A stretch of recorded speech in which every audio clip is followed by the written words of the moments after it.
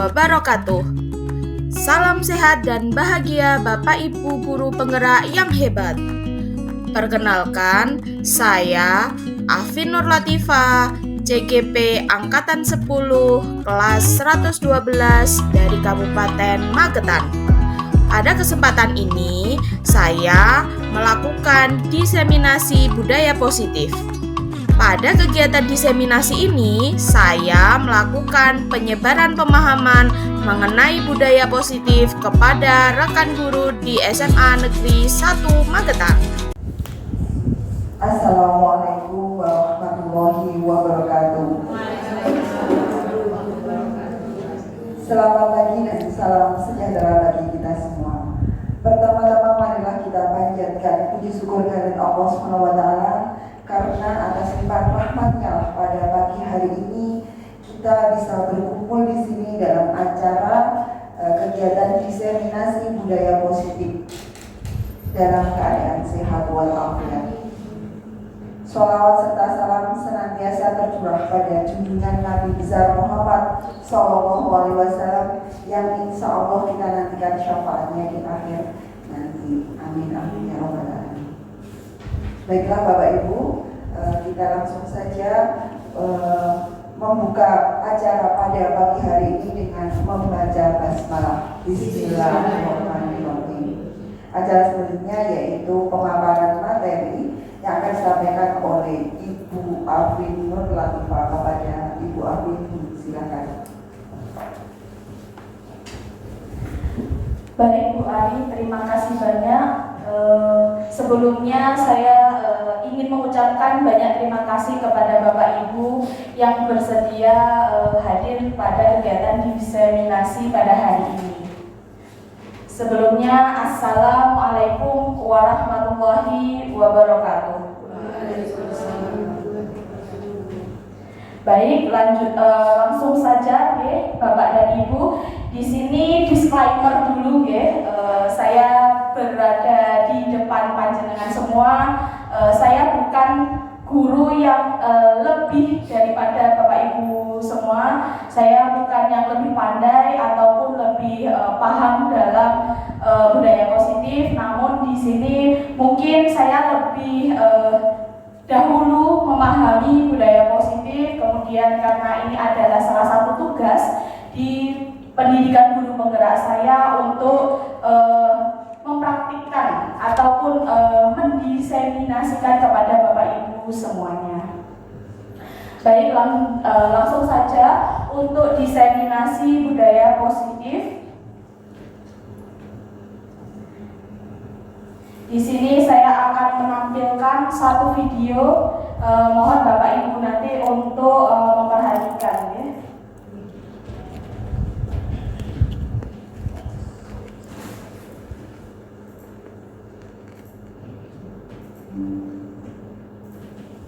Thoughts stuck in the stone, just like in the book. Now leave your right. Now. Try again. You are now King Arthur. Now he did what he had to do. He felt formidable.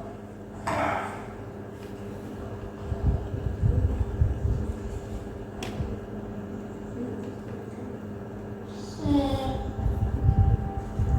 furrowed his brow and concentrated to bend the fall.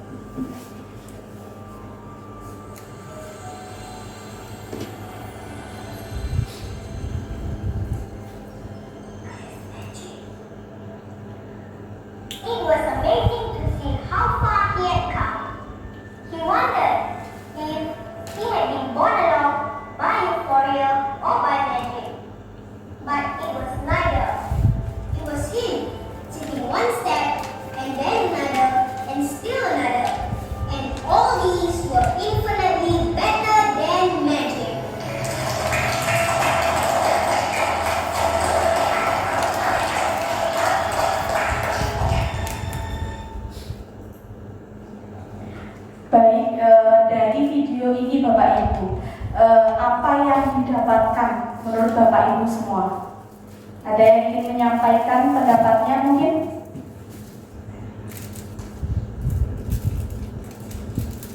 Monggo, Bapak Ibu, salah satu. Baik, Bu Alin, silahkan berdiri Bu Alin.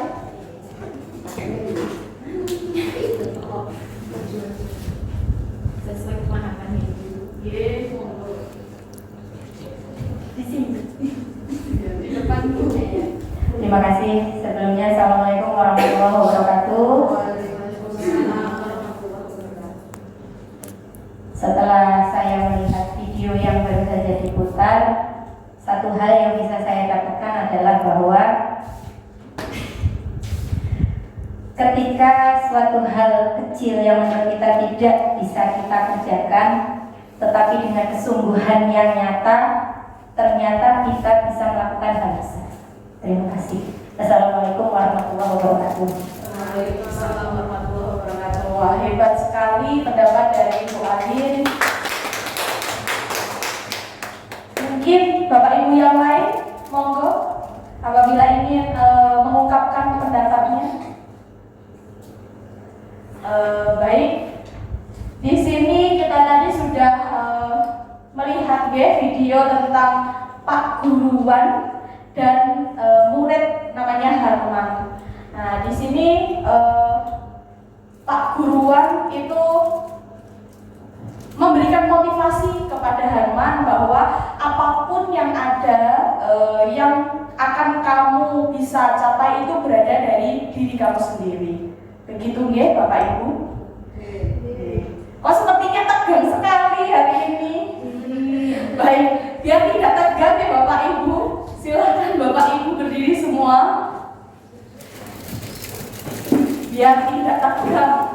Kita sudah melihat video, kemudian biar merilekskan ya tubuh kita begitu.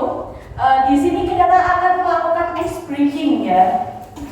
Permainannya kita akan bermain. Nah, permainannya adalah dengan instruksi. Jika ada kata-kata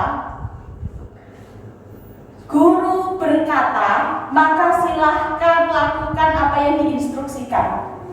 Paham ya Bapak Ibu? Paham.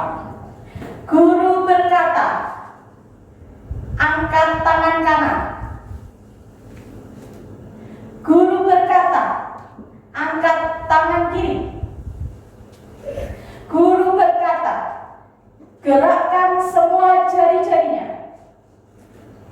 Oke, guru berkata, silahkan kembali ke tempat posisi awal. Guru berkata, silahkan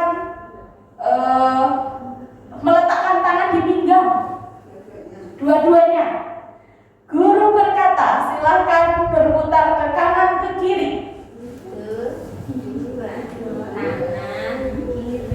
Guru berkata, silahkan gelengkan kepala kiri dan kanan. Ya. Oke, silahkan duduk. Gimana tadi?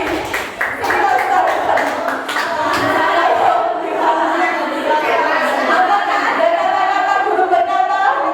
Tidak ada. Tapi kita duduk atau tidak? Tidak. Oke, mari kita lanjutkan ya. Coba kita ulang kembali. Guru berkata, menghadap ke kiri. Guru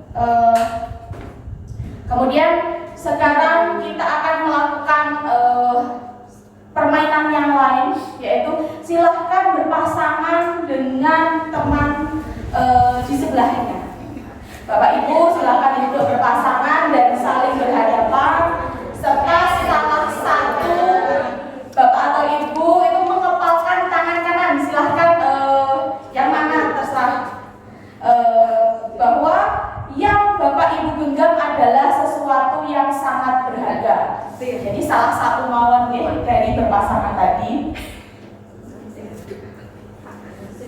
Lalu pasangannya yang tidak menggenggam itu coba membuka tangan teman yang menggenggam tangan tadi.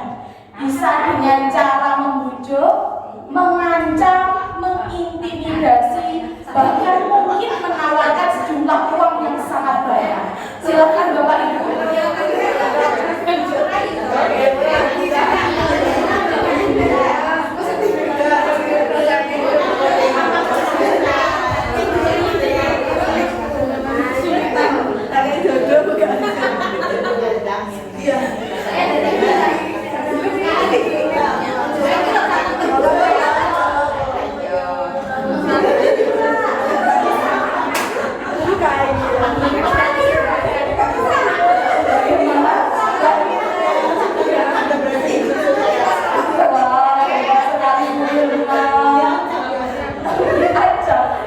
Dengan ancaman ya, oh iya, membuka tangan. Bagaimana ini dan sudah berhasil? Tidak berhasil. Kenapa tidak mau berani? Selalu rahasia. Oke. Oh iya. Bagaimana Yurina dan Mulia? Tidak bisa. Kenapa? Kasihnya ada jimatnya. Ada jimatnya di tangannya Bu Rehani. Oke. Kemudian Bu Alin dan Bu Harini. Saya berikan. Oh, karena Bu Alin berlewat membuka tangan ya Bu Harini. Hebat sekali. Ini ngomong gue. Kemudian Bu Sati dan Bu Delvi. Nggak bisa. Oh, tidak bisa. Kenapa? Dia sangat keras kepala. Sangat keras kepala. Baik. Ini semua sudah melakukan kegiatan ini ya Bapak Ibu. Nah, sekarang bagaimana, apa yang dapat kita simpulkan dari kegiatan ini? Tadi ada beberapa yang bisa membuka tangan temannya, ada juga yang tidak bisa. Ini saya punya pendirian begitu. Bagaimana? Mungkin Bapak Ibu salah satu dapat mengungkapkan pendapatnya. Monggo. Baik, Bu Reni, silahkan. Terima kasih atas waktunya. Kalau menurut saya dari kegiatan tadi bisa ditarik kesimpulan bahwa yang memegang kontrol atas apa yang kita lakukan ataupun apa yang tidak kita lakukan itu adalah diri kita sendiri. Terima kasih. Baik. Terima kasih banyak atas pendapatnya. Begitu ya Bapak Ibu, mungkin ada yang berpendapat yang lain mungkin. Oke, jadi yang diungkapkan oleh Bu Reni tadi, kita dapat kesimpulan bahwa apapun yang kita lakukan itu dari kontrol kita sendiri. Tadi Bu Harini mau membukakan karena kontrol beliau ya terhadap dirinya terlalu sayang dengan Bu Alin, makanya oke, saya buka demi Bu Alin, tapi memang sudah sadar dari diri sendiri begitu ya Bapak dan Ibu. Baik. Oke. Nah, di sini seperti yang sudah kita simpulkan tadi, ada yang bersedia, ada yang tidak, kemudian siapa yang memegang kontrol sesuai yang disampaikan oleh Bu Reni bahwa yang memegang kontrol atas apa yang kita lakukan adalah diri kita sendiri, begitu ya Bapak Ibu? Oke. Kemudian di sini tujuan pendidikan ya, sebelum kita masuk ke budaya positif. Tujuan pendidikan menurut Ki Hajar Dewantara yaitu menuntut segala kodrat yang ada pada anak agar mereka dapat mencapai keselamatan dan kebahagiaan yang setinggi-tingginya baik sebagai manusia maupun sebagai anggota masyarakat. Sesuai dengan semboyannya ya Bapak Pendidikan kita, yaitu untuk mencapai tujuan pendidikan tersebut maka pendidikan harus memiliki satu kesatuan konsep konsep yang jelas, yaitu meliputi ing ngarsa sum tulodo ing madya mangunkarsa tutwuri handayani, yang kita sudah belajar dari SD ya, gitu Bapak Ibu. Jadi di depan kita bisa menjadi teladan untuk semua peserta didik, di tengah kita mampu menciptakan ide dan gagasan bagi peserta didik, dan di belakang kita harus mampu memberikan motivasi dan arahan untuk peserta didik atau murid-murid kita. Kemudian tadi kita sudah bicara tentang siapa yang mengontrol diri gitu. Nah, kita ada namanya teori kontrol menurut Dr. William Glasser. Jadi yang pertama itu ada ilusi guru dapat mengontrol murid. Kedua, ilusi bahwa semua kekuatan positif, efektif, dan bermanfaat. Yang ketiga, ilusi bahwa kritik dan membuat orang merasa bersalah dapat menguatkan karakter. Yang keempat, ilusi bahwa orang dewasa memiliki hak untuk memaksa. Nah, di sini yang kita garis bawahi adalah ilusi. Menurut Bapak Ibu, ilusi itu apa ya sebenarnya? Mungkin ada yang berpendapat ilusi itu apa? Menurut panjenengan?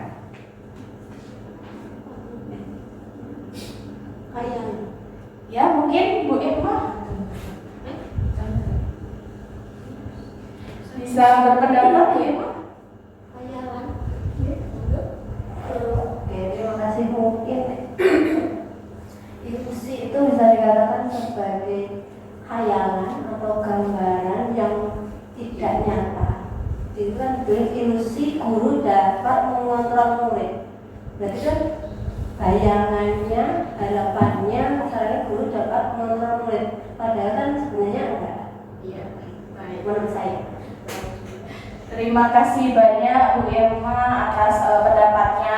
Baik, di sini Bapak Ibu, dari penjelasan-penjelasan di sini kita bicara tentang ilusi. Ilusi apa? Ilusi itu kan seakan-akan terjadi, padahal itu tidak benar terjadi sesuai yang pendapat dari Bu Irma tadi. Jadi mungkin ilusi kita dapat mengontrol murid, mungkin ilusi kita bahwa kita membuat kritik sehingga mungkin orang yang lain itu merasa bersalah dan menguatkan karakter, padahal jika tidak berada dari diri sendiri itu belum tentu itu akan efektif kegiatan atau tindakan tersebut. Begitu. Kemudian di sini kita masuk budaya positif. Budaya positif itu apa?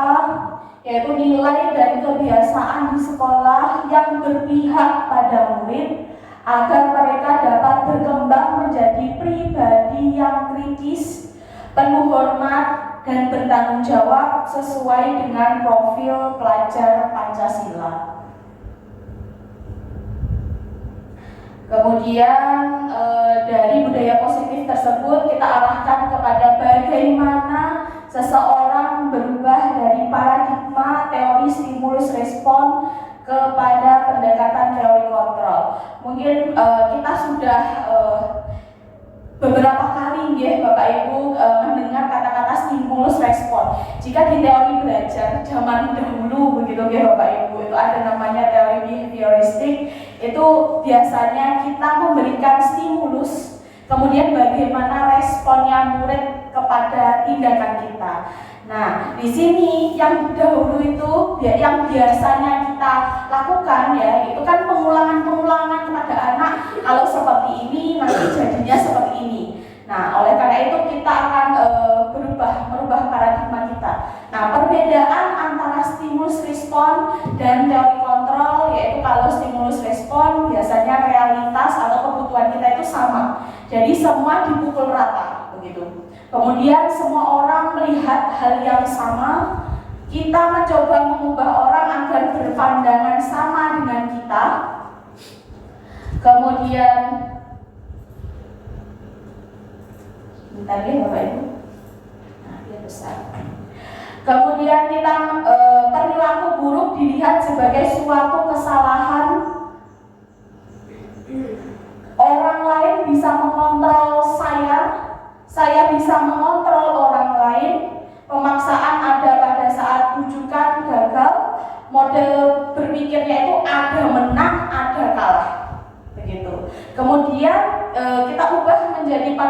paradigma teori kontrol, yaitu realitas dari kebutuhan kita itu berbeda-beda.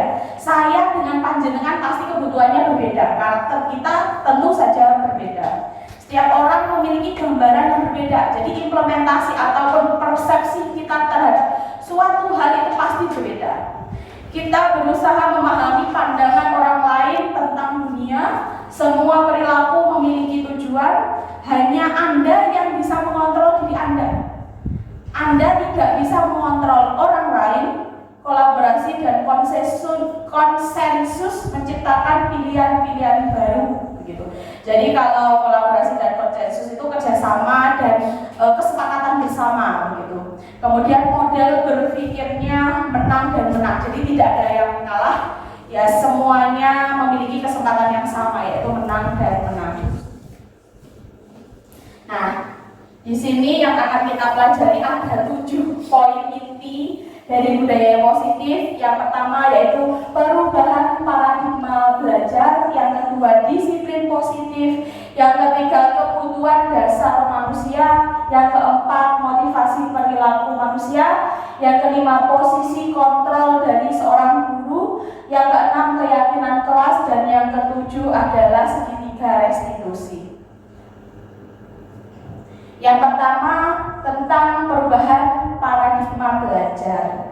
Jadi pembelajaran dengan paradigma baru di kurikulum Merdeka ini terutama merupakan pembelajaran yang dirancang berdasarkan prinsip pembelajaran berdiferensiasi, sehingga murid belajar sesuai kebutuhannya berdasarkan tahap perkembangan sesuai dengan teori psikologi modern untuk mewujudkan profil pelajar Pancasila. Kita sudah sering Bapak Ibu mendengarkan profil pelajar Pancasila yang merupakan yang digaung-gaungkan sekali di kurikulum Merdeka. Jadi untuk menuju murid-murid dengan karakter profil pelajar Pancasila, kita sudah perlahan begitu ya, merubah paradigmanya menjadi paradigma kontrol, dan kita berupaya bagaimana murid itu dapat mencapai keberhasilannya, karena kita tahu bahwa setiap karakter anak itu berbeda-beda. Makanya kita memfasilitasi anak dengan pembelajaran yang berdiferensiasi. Tentunya untuk pembelajaran berdiferensiasi yang sudah kita pelajari ya dari IHT yang sebelumnya Bapak Ibu, itu ada 3 macam ya, ada produk, kemudian ada proses, kemudian ada konten. Nah, sebelumnya itu kan biasanya kita memang melakukan diagnostik ya, asesmen diagnostik. Jadi kita bisa menggunakan asesmen diagnostik mungkin kognitif maupun non kognitifnya. Kalau kognitif memang kesiapan belajarnya seorang anak, kemudian kalau non kognitif ya bagaimana mereka belajar, jadi gaya belajarnya itu bagaimana. Mungkin kalau dulu Bapak Ibu di kurikulum sebelumnya biasanya kita kalau misalkan membentuk suatu kelompok itu kan biasanya yang sudah paham di satu kelompokan dengan yang belum paham. Nah, di sini kita memiliki kebebasan yang penuh bagaimana kita mendesain pembelajaran, begitu Bapak Ibu. Jadi kita boleh misalkan satu kelompok dengan teman-teman yang sudah paham, boleh. Namun bagaimana kita nanti mendampingi, membersamai, menuntun anak agar sesuai dengan karakternya masing-masing. Memang kalau belum sampai sini ya bagaimana kita mendampinginya. Tidak harus semua anak itu seperti tadi dipukul rata, tidak. Jadi boleh berbeda-beda atau berdiferensiasi, begitu. Ya Bapak Ibu. Kemudian untuk profil pelajar Pancasila ya otomatis kita semua sudah paham bahwa ada 6 dimensi yang berada di profil pelajar Pancasila. Yang pertama adalah bertakwa, beriman kepada Tuhan Yang Maha Esa dan berakhlak mulia. Yang kedua adalah berkebinekaan global. Yang ketiga bergotong royong. Yang keempat kreatif. Yang kelima kenalan kritis. Dan yang keenam adalah mandiri. Kemudian yang kedua mengenai disiplin positif. Nah, disiplin itu berasal dari kata disiplina yang artinya adalah belajar. Disiplin mengacu pada disiplin diri yang memiliki tanggung jawab terhadap apa yang dilakukannya berdasarkan nilai-nilai yang diyakini. Disiplin positif merupakan salah satu cara penerapan disiplin yang menumbuhkan kesadaran tanpa imbalan atau ancaman. Jadi tanpa adanya imbalan atau ancaman itu sudah paham sendiri, sudah memahami diri dari dirinya sendiri. Kemudian yang ketiga, sebagai pendidik, tujuan kita menciptakan murid yang memiliki disiplin diri sehingga mereka berperilaku mengacu pada nilai kebajikan serta memiliki motivasi dari dalam diri sendiri atau motivasi intrinsik. Nah, di sini tadi kita bicara tentang nilai-nilai kebajikan. Untuk nilai kebajikan itu dihubungkan dengan disiplin positif begitu ya Bapak Ibu. Jadi disiplin itu bermakna kontrol diri, yaitu belajar untuk kontrol diri agar dapat mencapai suatu tujuan yang mulia. Jadi yang diinginkan adalah perilaku yang mulia atau tujuannya yang mulia. Tujuan mulia ini mengacu pada nilai-nilai kebajikan yang universal. Nah, kemudian nilai-nilai kebajikan universal yang berarti nilai-nilai kebajikan yang disepakati bersama lepas dari suku, bangsa, agama, bahasa maupun latar belakangnya. Nilai-nilai ini merupakan payung besar dari sikap dan perilaku kita, atau nilai-nilai ini merupakan fondasi kita dalam berperilaku. Nilai-nilai kebajikan itu sendiri juga berarti sifat positif dari manusia yang merupakan tujuan mulia yang ingin dicapai setiap individu. Nah, kemudian nilai kebajikan yang kita miliki di Indonesia yang biasanya kita gaung-gaungkan di kurikulum Merdeka itu apa? Yaitu profil pelajar Pancasila. Yang tadi kita sudah paham bahwa ada 6 dimensinya, yaitu beriman, bertakwa kepada Tuhan Yang Maha Esa, dan berakhlak mulia, mandiri, bernalar kritis, berkebinekaan global, bergotong royong, dan kreatif.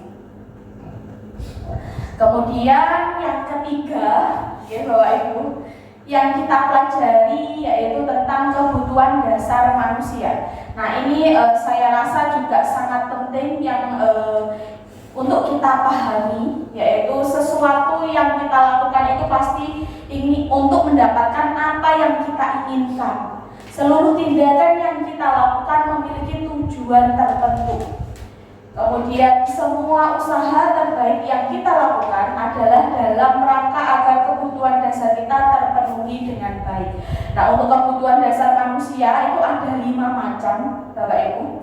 Yang pertama itu untuk bertahan hidup. Yang kedua itu kasih sayang dan rasa diterima. Kemudian ada kebebasan. Kemudian kebutuhan kesenangan, dan yang terakhir adalah kebutuhan penguasaan. Nah, mungkin dari video tadi itu ada hubungannya juga dengan ini Bapak Ibu ya. Jadi tadi Bapak Wan tadi memberikan motivasi kepada anak bahwa yang dapat kamu lakukan itu ya dari diri kamu sendiri. Jadi motivasi intrinsiknya itu yang dipupuk. Kemudian dari motivasi-motivasi itu kemudian anak termotivasi bahwa dia bisa dan saya pasti bisa untuk melakukan atau lancar berbahasa Inggris begitu tadi. Makanya dengan kebutuhan setelah muncul pemahaman atau keterampilan tersebut, dia melengkapi kebutuhan dasarnya yaitu penguasaan. Karena tadi di akhir tadi kan Wan itu mendapatkan apresiasi dari seluruh teman-temannya. Jadi itu salah satu kebutuhan dasar yang dibutuhkan oleh semua orang, saya rasa terutama juga karena kita mengajar, yaitu kebutuhan dasar dari murid kita sendiri. Nah, setiap orang berusaha untuk memenuhi kebutuhannya. Jika tidak bisa dilakukan dengan cara yang positif, mungkin akan mencoba mencapainya dengan cara yang tidak baik. Kemudian seorang murid yang tidak begitu berhasil akademiknya, Bapak Ibu, mungkin akan kebutuhan dasarnya itu ada yang tidak terpenuhi. Sebagai guru, kita dapat melibatkannya dalam kegiatan yang memberi peluang murid untuk membuat pencapaian yang berarti. Kemudian dari konsep 5 kebutuhan dasar manusia itu berlaku ya untuk semuanya, baik anak-anak, murid, guru, dan juga tenaga kependidikan. Oleh karena itu di sini nanti mungkin untuk seorang pemimpin sekolah dapat menggunakan konsep ini untuk menciptakan lingkungan dan budaya yang positif. Kemudian yang keempat yang akan kita pelajari yaitu tentang 3 motivasi perilaku manusia. Untuk yang pertama, ya, perilaku manusia itu untuk menghindari ketidaknyamanan. Jadi apa yang terjadi apabila saya tidak melakukannya? Yang kedua, untuk mendapatkan imbalan atau penghargaan dari orang lain. Jadi apa yang akan saya dapatkan apabila saya melakukannya? Yang ketiga, untuk menjadi orang yang mereka inginkan biasanya, dan menghargai diri sendiri dengan nilai-nilai yang mereka percayai. Jadi akan menjadi apa ya? Akan menjadi orang seperti apa ya apabila saya melakukannya sesuai dengan ekspektasi mungkin yang sudah tertanam seperti itu. Nah, kemudian tindakan yang dapat yang biasa ya, yang biasa kita lakukan untuk menghadapi perilaku anak-anak atau murid kita itu biasanya kan ada hukuman, kemudian ada konsekuensi, kemudian di sini ada kata-kata baru ya Bapak Ibu, restitusi. Ini saya baru mengetahui restitusi itu setelah saya menjalani pendidikan guru penggerak ini, karena sebelumnya saya tidak mengenal itu restitusi itu seperti apa. Mungkin Bapak Ibu di sini yang sebagai seorang guru BK mungkin sudah biasa mendengarkan kata-kata restitusi ini. Nah, perbedaan antara hukuman, konsekuensi, dan restitusi di sini, kalau hukuman itu tidak terencana atau tiba-tiba. Kemudian yang kedua, murid tidak tahu apa yang terjadi, jadi terjadinya mendadak begitu. Bersifat satu arah biasanya dari guru ke murid. Kemudian berupa fisik atau psikis, jadi bisa sebagai tindakan ataupun sebagai ucapan. Nah, kemudian yang kedua itu, kalau konsekuensi itu bagaimana? Kalau konsekuensi itu terencana atau memang sebelumnya disepakati sesuai dengan peraturan yang ada. Kemudian murid tetap dibuat tidak nyaman karena jika melakukan ini nanti konsekuensinya seperti ini gitu. Kemudian sikap guru selalu memonitor, jadi kita selalu memonitor kegiatan dari murid atau perilaku murid. Kemudian bagaimana kalau restitusi? Kalau restitusi itu proses menciptakan kondisi bagi murid untuk memperbaiki kesalahannya. Proses kolaboratif yang mengajarkan murid untuk mencari solusi sendiri. Jadi kalau restitusi itu guru membersamai begitu ya, membersamai murid bagaimana dia mencari solusi tentang masalahnya sendiri gitu. Nah, sekarang contoh kasusnya di sini ada murid sering tidak mengerjakan PR. Nah, kalau misalkan kita memberikan hukuman itu contohnya bagaimana? Biasanya guru menyuruh murid berdiri 10 menit di depan kelas gitu.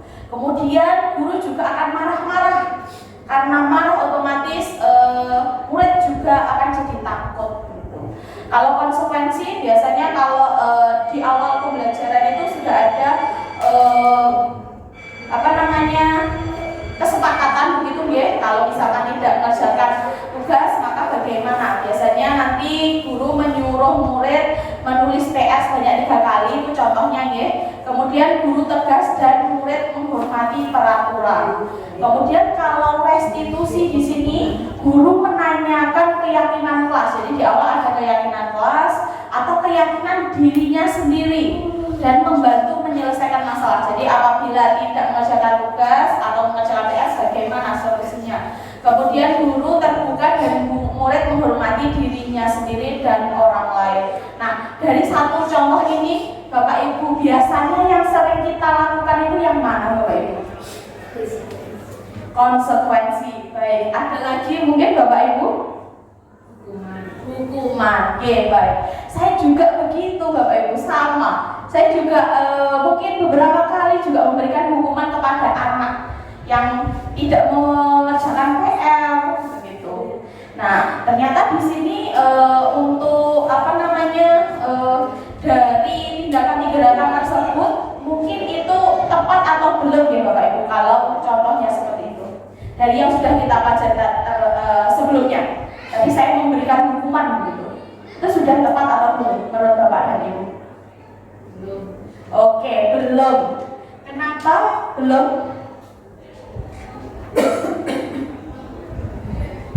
Bagaimana Bu Reni?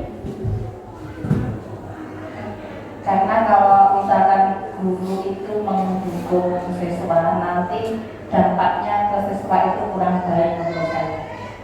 Kadang dari siswa itu sendiri punya rasa benci dan mungkin malah justru memiliki rasa ingin balas dendam pada gurunya. Jadi cenderung sakit hati kalau kita menghukum siswa seperti itu dari. Baik Bu Reni. Baik Bu Reni, terima kasih banyak atas pendapatnya. Ya Bapak Ibu, di sini ada hukuman konsekuensi dan restitusi. Tadi kita sudah belajar bagaimana kita memfasilitasi anak sesuai dengan kodratnya dulu ya Bapak dan Ibu guru. Jadi dari ketiga ini hukuman itu bukan suatu tindakan yang cocok begitu ya Bapak Ibu. Oleh karena itu di pendidikan guru penggerak itu yang saya pelajari begitu ya, itu sesuai dengan yang diucapkan oleh Bu Reni tadi bahwa hukuman itu bukan suatu tindakan yang cocok dari suatu masalah yang dilakukan oleh anak. Nah dari uraian tadi kita tahu bahwa mungkin restitusi di sini ya Bapak Ibu. Jadi restitusi itu nanti dapat kita lakukan atau kita implementasikan untuk menangani murid-murid yang memiliki masalah. Jadi di restitusi itu nanti kita pelajari ya di belakang. Nah yang kelima itu posisi kontrol dari guru. Dari posisi kontrol ini ada 5 ternyata Bapak Ibu posisi kontrol kita. Yang pertama yaitu penghukum, yang kedua itu pembuat rasa bersalah, yang ketiga itu sebagai posisi teman, yang keempat itu posisi pemantau, dan yang terakhir adalah posisi manajer. Nah, untuk posisi kontrol guru apa sih perbedaan dari 5 itu ya, 5 posisi itu? Nah, misalkan kita punya kasus Bapak Ibu, murid tidak memiliki atribut lengkap pada saat upacara. Nah, contohnya jika posisi kita sebagai seorang penghukum, yang contohnya nih, yang akan kita lakukan yaitu dengan kata-kata atau ucapan. Ayo, sekarang yang atribut tidak lengkap buat barisan sendiri di sebelah barisan guru sekarang. Nah, itu kita menghukum ya sebagai posisi penghukum untuk anak. Kemudian yang kedua, jika kita berada pada posisi pembuat rasa bersalah, maka berapa kali saya memberitahu kamu nak, saya kecewa loh dengan kamu. Dari situ otomatis anak itu akan merasa, oh iya, saya bersalah. Jadi ada timbul rasa bersalah dari anak. Kemudian apabila posisi kita sebagai teman, itu biasanya kata-katanya itu lebih santai Bapak Ibu. Jadi ayolah buat ibu bangga. Ya sudah, kali ini tidak apa-apa, silakan ikut barisan di kelasmu ya. Gitu. Biasanya kalau posisi kita posisi teman. Kemudian apabila posisi pemantau, kata-katanya itu contohnya, kamu sudah melanggar peraturan apa di sekolah kita? Kalau besok melanggar lagi, apa konsekuensi yang mau kamu terima? Gitu.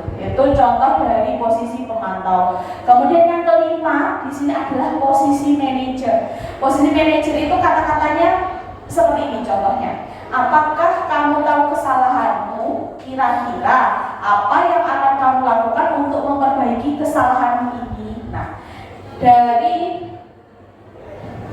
5 posisi tersebut Bapak Ibu, menurut Bapak Ibu posisi yang paling cocok untuk kita di kurikulum Merdeka ini agar dapat memfasilitasi anak sesuai dengan kodratnya itu posisi yang mana yang paling pas gitu? Oke, posisi apa Bu Santi nanti? Manajer. Oke, baik, posisi manajer. Kenapa Bu Santi posisi manajer Bu Santi?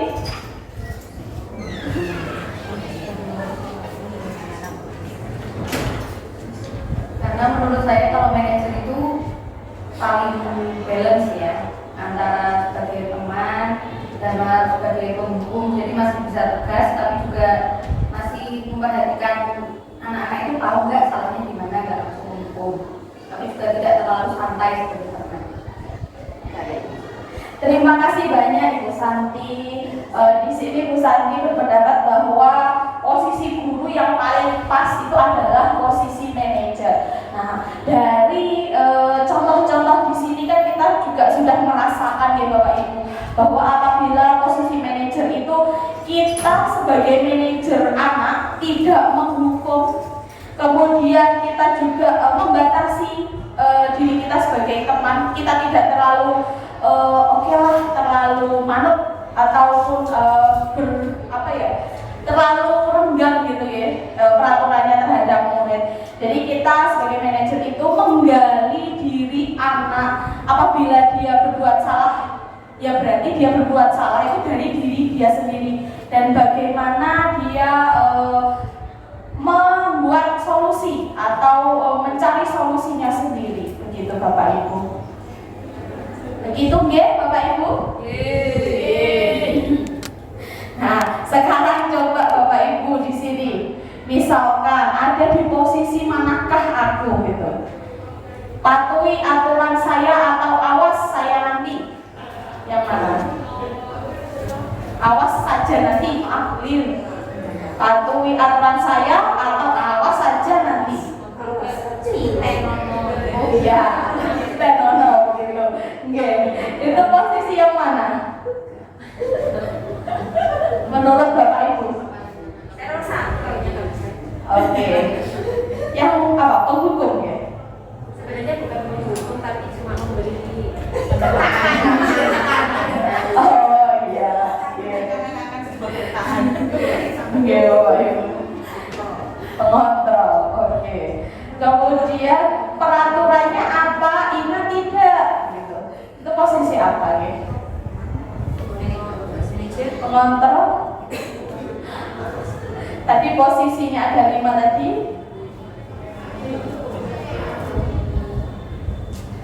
Pemantau, ya.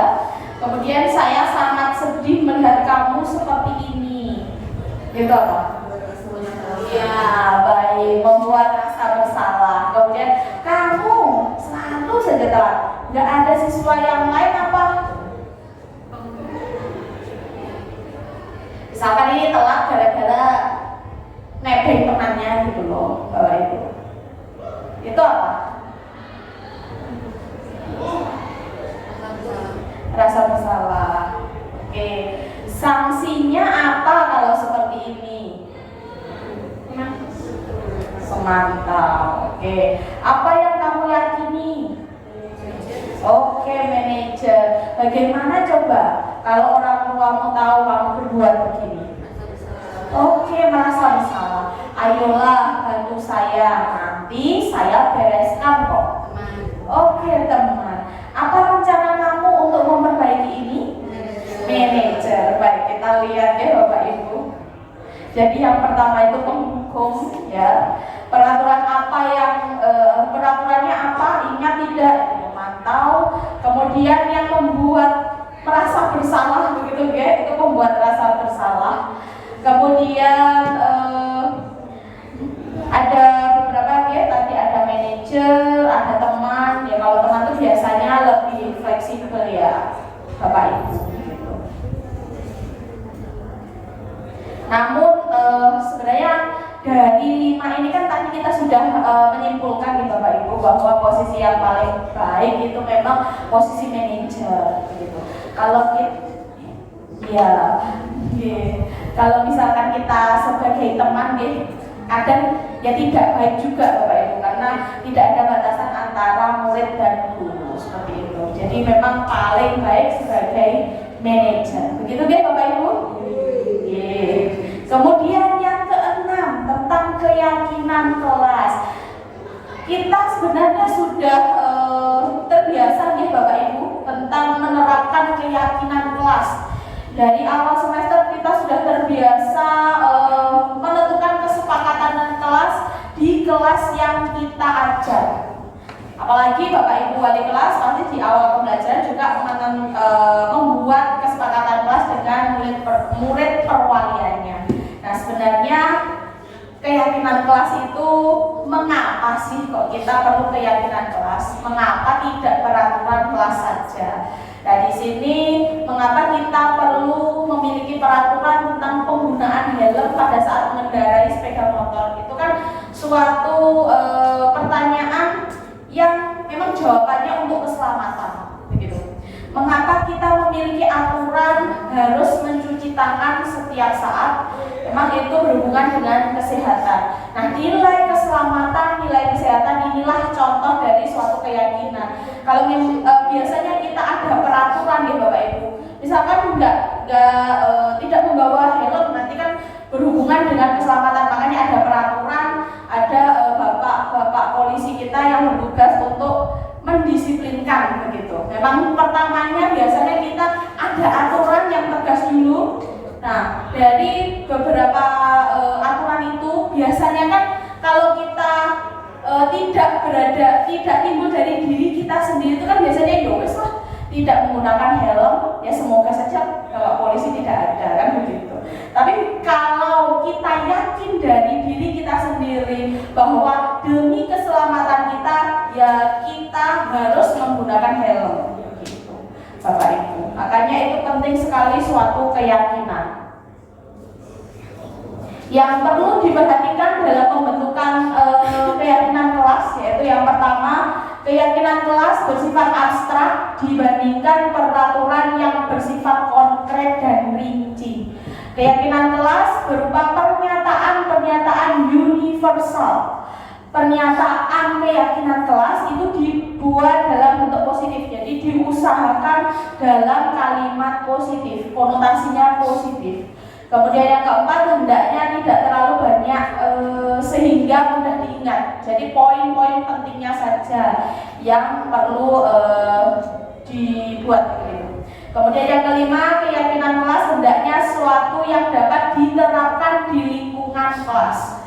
Yang keenam, semua warga kelas ikut berkontribusi. Ketujuh, bersedia meninjau kembali dari waktu ke waktu. Begitu. Nah, untuk prosedurnya pembentukan keyakinan kelas atau keyakinan sekolah ya, itu yang pertama, jika di kelas ya Bapak Ibu, kita mempersilahkan murid-murid kelas untuk mencurahkan pendapatnya tentang peraturan yang disepakati. Jadi setiap anak dimintai pendapatnya apa sih yang kamu yakini dapat diterapkan di kelas gitu. Kemudian yang kedua, mencatat semua masukan-masukan para murid di papan tulis atau di kertas besar. Misalkan kita ingin berbeda dengan yang lain begitu ya, biasanya kita menggunakan sticky note ya Bapak Ibu, ditempelkan di papan tulis begitu, berwarna-warni biar anak lebih semangat begitu. Kemudian yang ketiga, ubahlah kalimat-kalimat negatif menjadi kalimat positif. Jadi keyakinan kelas itu diharapkan itu menggunakan kalimat-kalimat yang berkonotasi positif agar ya yang akan dilakukan itu positif semua begitu Bapak Ibu. Kemudian yang keempat, tinjau kembali daftar curah pendapat yang dicatat. Yang kelima, setelah selesai dibuat, seluruh warga mendatangi keyakinan kelas tersebut. Kemudian yang keenam, keyakinan kelas dapat ditempel di dinding kelas. Begitu ya Bapak Ibu.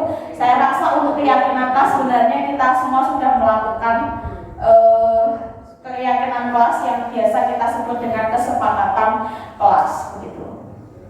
Nah, untuk contoh keyakinan kelas nih Bapak Ibu, ini salah satu saja nanti yang saya bacakan ya. Contohnya ini yang kelas 10.2 selalu bersikap positif, senantiasa menjadi diri terbaik, percaya dan menghormati orang lain, berkomitmen dalam setiap tugas dan senantiasa bergotong royong. Nah, yang terakhir di sini Bapak Ibu kita akan belajar tentang segitiga restitusi. Nah, tadi kita baru mendengarkan begitu ya, restitusi itu apa gitu ya.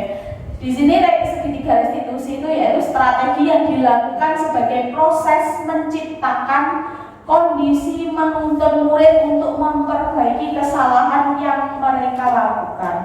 Perlu adanya dialog secara pribadi untuk melaksanakan segitiga restitusi ini. Nah, untuk langkah-langkah segitiga restitusi di sini itu ada 3, yaitu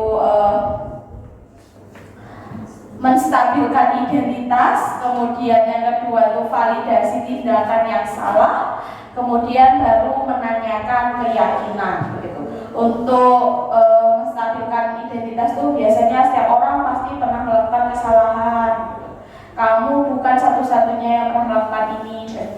Kemudian untuk validasi tindakan yang salah, kamu tentu punya alasan mengapa melakukan ini. Adakah cara yang lebih efektif untuk mendapatkan apa yang kamu butuhkan, dan keyakinan kelas apa yang telah kita sepakati itu untuk tahap ketiga ya. Langkah ketiga yaitu menanyakan keyakinan.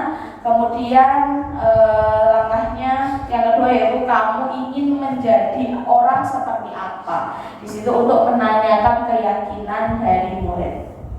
Nah, untuk contoh penerapan segitiga restitusi sebagai berikut ini sudah saya lakukan Bapak Ibu. Selamat pagi, silahkan duduk Moses. Apa kabar hari ini Moses? Baik, Moses. Hari ini saya mendapatkan laporan bahwa kamu beberapa kali datang terlambat ke sekolah. Apakah benar? Iya.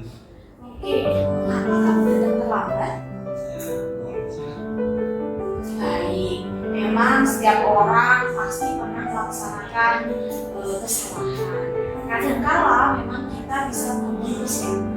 Kamu bangun jam berapa Moses hari ini? Saya bangun jam jam 6:30. Nah, kemudian untuk masuk ke sekolah jam berapa ya? Jam masuk sekolahnya? 6:45. Jika kamu baru bangun jam 6:30, apa bisa kamu datang ke sekolah tepat waktu? Ya bisa, karena mas saya ke sekolah sebelum itu belum lagi untuk pagi dan persiapannya, jadi datang ke sekolah tepat. Oke, kenapa kamu bisa bangun kesiangan? Kemarin saya bermain game sampai larut malam karena terlalu asik bermain sehingga lupa waktu. Apakah ada manfaatnya kamu bermain game hingga larut malam? Ya, Sekarang, kamu sadar atau belum? Apakah masih akan bermain game hingga larut malam sehingga datang terlambat ke sekolah? saya minta maaf, tapi saya tidak akan bermain game malam dan akan bangun. Oke, untuk kedepannya, apa yang akan kamu lakukan untuk memperbaiki kesalahan ini? Saya akan mengulangi jam bermain game saya dan akan memasak alarm. Baik, semoga kamu mendapatkan pelajaran bermakna ya dari kesalahan yang kamu lakukan hari ini. Baik, Bapak Ibu, itu tadi contoh dari skenario begitu guys, segitiga restitusi yang sudah saya terapkan begitu.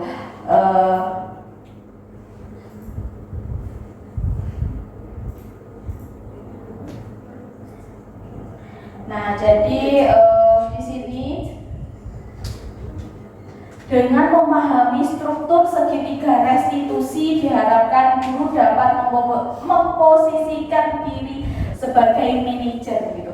Kita tadi sudah sepakat bahwa posisi yang paling cocok gitu ya, yang paling cocok gitu sebagai guru yaitu sebagai posisi manajer. Kemudian segitiga tidak pakem ya Bapak Ibu, jadi tahapannya boleh dibolak-balik untuk urutannya bergantung pada ringan tidaknya permasalahan.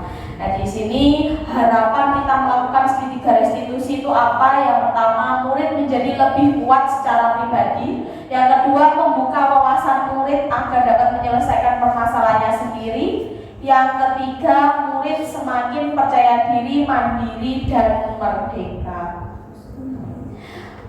Begitu Bapak Ibu, jadi agar program disiplin positif berhasil diterapkan, otomatis seorang guru, ya kita sebagai seorang pendidik atau seorang guru harus memiliki standar kepribadian yang profesional dan sosial yang baik.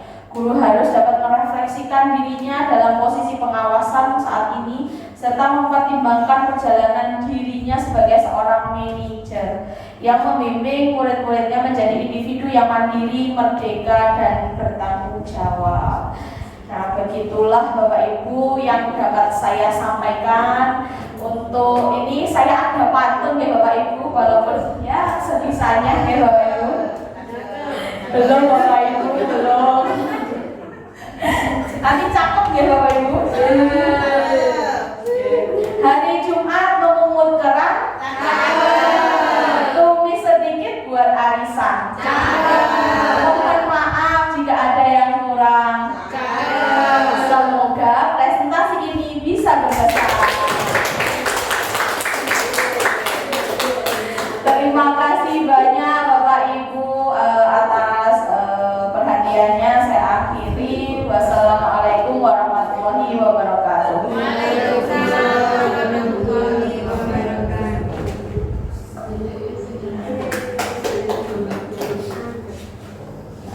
Sebelum kita akhiri, mungkin ada yang ditanyakan sebelum kita akhiri. Sudah. Sebelum kita akhiri acara. Sudah jelas dari